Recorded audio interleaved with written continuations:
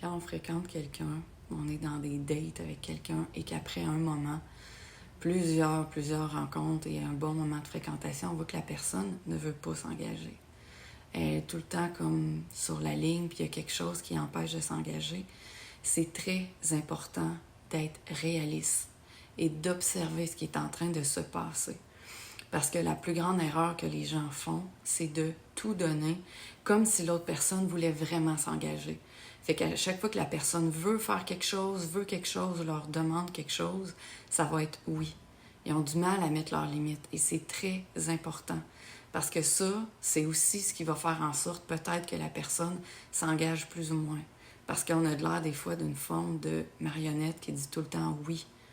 Vous avez le droit de dire non. Et si vous dites non à des choses et que la personne s'en va, ben c'était juste probablement pas une personne pour vous. Et voici deux exemples classiques de ça. C'est que la personne va demander des photos de plus en plus sexuelles ou des messages de plus en plus sexuels ou sensuels. Et des fois, la personne, c'est pas vraiment ça qu'elle veut, mais elle va pas dire non parce qu'elle veut tellement une relation. Ou quelqu'un qui est en relation avec l'autre et tout ce que l'autre personne veut, c'est, on va dire, son argent. Puis elle va prendre, ou il va prendre, puis finalement, ben, l'autre personne, c'est pas vraiment de même qu'il voudrait que ça se passe, mais il va pas dire non, il va dire oui, puis jusqu'à un temps qu'on arrive à un point où c'est pas vraiment ça qu'on veut, il y a pas vraiment d'engagement, l'autre personne, elle a ce qu'elle veut, mais nous, on n'a jamais ce qu'on veut dans l'engagement de la relation. Donc, on a le droit de dire non. On a le droit même, et c'est important, de prendre du recul, d'observer qu'est-ce qui se passe là. C'est-tu vraiment une relation comme je veux? On s'en va-tu vraiment vers un engagement où je suis plus en train peut-être de me faire un peu utiliser finalement? Et en restant dans cette situation où est-ce qu'on rêve d'être dans une relation, mais on ne voit pas la réalité, on n'est pas en train de montrer souvent notre valeur. Parce qu'à chaque fois qu'on va dire oui, on se dégrade, on se dévalorise. Puis ça devient de plus en plus difficile d'être nous-mêmes parce qu'on est en train de démontrer quelque chose qu'on n'est pas à quelqu'un.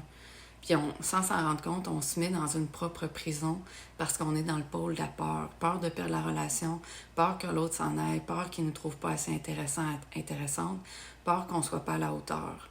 Et plus que le temps va passer, plus qu'on va devenir quelqu'un d'autre que qui on est vraiment. Et plus que l'autre personne va s'imaginer qu'on est une autre personne que qui on est. Et plus que l'autre personne va voir aussi qu'on est comme, on va dire, manipulable parce qu'on est tout le temps prêt à dire oui, même pour plein d'affaires qui ne nous conviennent pas. Puis à un moment donné, bien, ça commence à se ressentir, ces choses-là. S'oublier, s'effacer, ça fait un temps. Mais à un moment donné, il y a des choses qui vont être plus fortes que nous. Que tout ce qu'on a accepté qui, pour nous, était malsain ou inacceptable ou c'était des choses qu'on ne voulait pas, bien, un jour ou l'autre, ça va ressortir. Et des fois, ça va sortir d'une mauvaise façon. On va avoir comme un trop-plein parce qu'on va se sentir utilisé.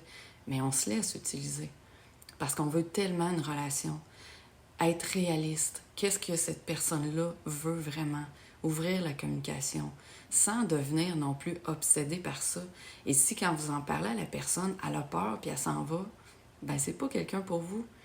Parce que quelqu'un qui est là pour vous, il va être prêt ou prête à ouvrir cette discussion-là. Puis ça va être simple, puis ça va être naturel, puis vous allez vous dire les vraies choses, puis la personne, elle va vous dire avec authenticité si elle est prête ou non à s'ouvrir à vous et à s'engager. Et au moins, vous allez avoir dit ce que vous avez à dire à place d'endurer des choses qui ne vous conviennent pas. Dans tout processus de fréquentation, ce que je vous invite à faire, c'est à être réaliste, à observer, à ne pas fabuler sur une relation qui n'est pas là. Observez les gestes. La personne a-tu l'air de vouloir s'engager? Sinon, ne donnez pas tout. Restez vous-même. Apprenez à dire non quand c'est non. Et apprenez aussi à communiquer.